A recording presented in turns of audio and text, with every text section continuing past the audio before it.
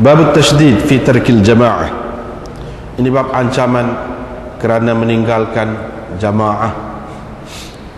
Dengan sanadnya Imam Abu Dawud meriwayatkan dari Abi Darda, beliau berkata, saya telah mendengar Rasulullah sallallahu alaihi wasallam bersabda, tiada tiga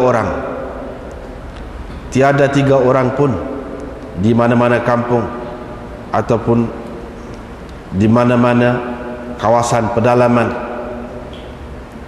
atau kawasan ulu, la tuqamu fihimus salah, yang mana tidak didirikan sembahyang di antara mereka, melainkan syaitan menguasai mereka. Oleh itu hendaklah kamu berjamaah, kerana serigala hanya memakan kambing yang berada jauh, yakni daripada kumpulannya. Qala Zaidah, As-Sa'ib berkata, maksud baginda dengan al-jamaah, fa'alaika bil jamaah, hendaklah engkau berjamaah, maksudnya ialah bersembahyang dengan berjamaah. Dengan sanadnya Imam Abu Dawud meriwayatkan lagi dari Abi Hurairah, beliau berkata, Rasulullah sallallahu alaihi wasallam bersabda, laqad hamamtu, aku bercadang, mahu menyuruh supaya didirikan sembahyang, supaya diiqamatkan untuk sembahyang. Kemudian aku menyuruh seseorang, lalu dia menjadi imam kepada orang ramai. Kemudian aku pergi, aku membawa beberapa orang bersamaku, yang mana ada pada mereka itu beberapa berkas kayu api, kepada segolongan orang yang tidak ikut bersembahyang, yakni berjemaah. Lalu aku bakar rumah-rumah mereka dengan api sekali dengan mereka, bersama-sama mereka. Ini fa uharriqa alaihim buyutahum binnar, aku bakar rumah mereka bersama-sama dengan mereka.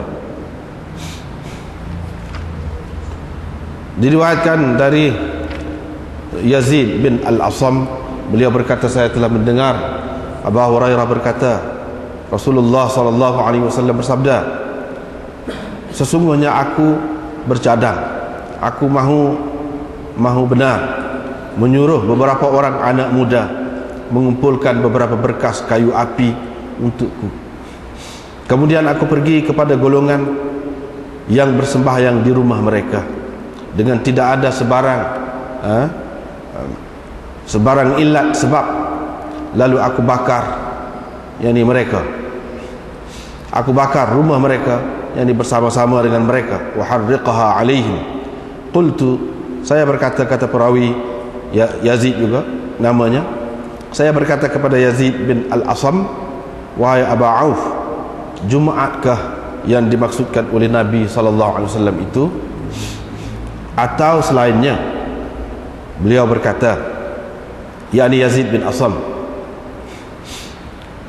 biar tulilah kedua telingaku kalau aku tidak mendengar Abu Hurairah menyebutkannya daripada Rasulullah sallallahu alaihi wasallam, bahwa baginda tidak ada menyebutkan Jumaat ataupun selainnya.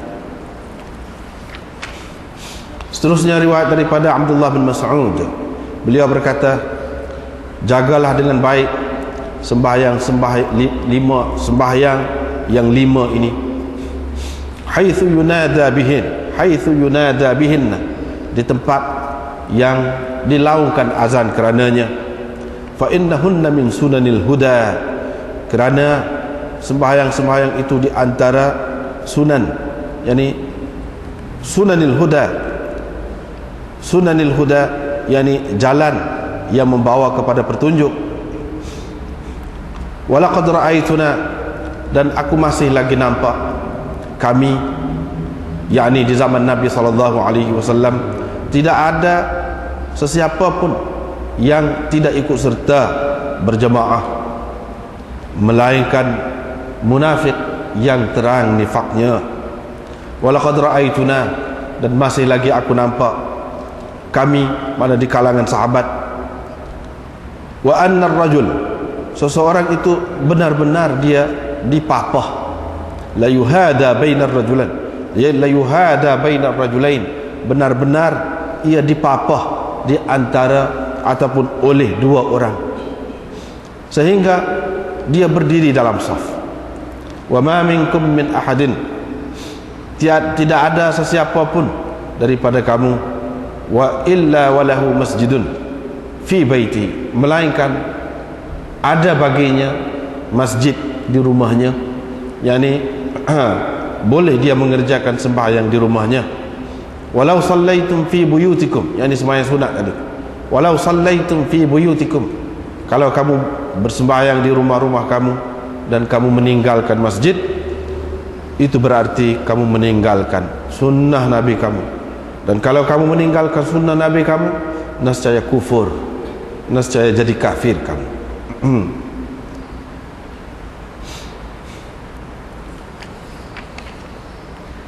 Diriwayatkan dari Ibnu Abbas, beliau berkata Rasulullah sallallahu alaihi wasallam bersabda, sesiapa yang mendengar munadiyah, yakni muadzin,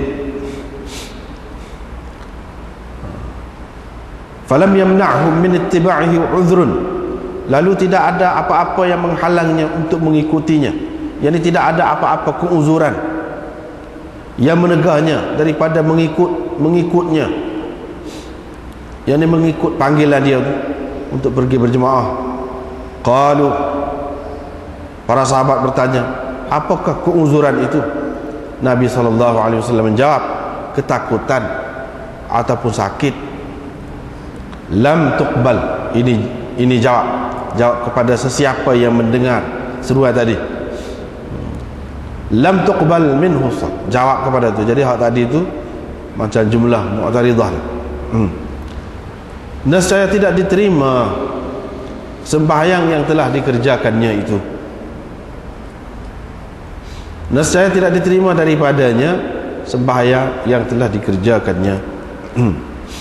Diriwayatkan dari Ummi Maktum bahwa beliau pernah bertanya Nabi SAW, katanya, wahai Rasulullah, saya ni seorang yang buta, jauh rumah, yakni daripada masjid, wali qaid, dan saya ada juga orang yang boleh memimpin saya. La yulawimuni, tetapi pemimpin yang tidak tetaplah, yang tidak tetaplah. Apa ni? Yang dapat memimpin itu, yang dapat menuntun saya tu tidak tetap ataupun tidak sesuai lah dengan saya. Fahal li rukhsah, adakah kelonggaran untuk saya bersembahyang di rumah? Nabi SAW bertanya, adakah kamu mendengar azan? Abdullah menjawab, ya. Nabi SAW bersabda, aku tidak mendapat apa-apa kelonggaran, yakni kemudahan untukmu, yakni untuk bersembahyang di rumah, melainkan kena pergi ke masjid jugalah. Diriwayatkan dari Abdurrahman bin Abi Laylah dari Ibni Ummi Maktum lagi, beliau berkata, wahai Rasulullah, Madinah ni kathiratul hawam, banyak binatang-binatang bisa, wasiba' dan binatang-binatang buas. Faqala Nabi SAW, Nabi SAW bertanya dia, engkau dengarkah hayya 'alas salah, hayya 'alal falah? Kalau engkau dengar, mestilah engkau datang. Kalau engkau dengar, datanglah. Mestilah engkau datang kalau engkau dengar.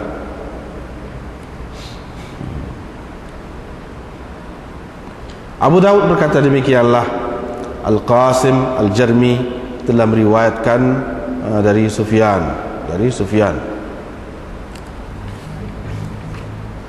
Ini bab kelebihan sembahyang jemaah. Diriwayatkan dari Ubay bin Ka'ab, beliau berkata Rasulullah SAW pernah menjadi imam kepada kami pada suatu hari dalam sembahyang subuh. Baginda bertanya, yakni selepas itu, asyahidun fulan, si fulan datang? Mereka menjawab tidak. Baginda bertanya lagi, asyahidun fulan, si fulan datang? Mereka menjawab tidak. Nabi SAW bersabda,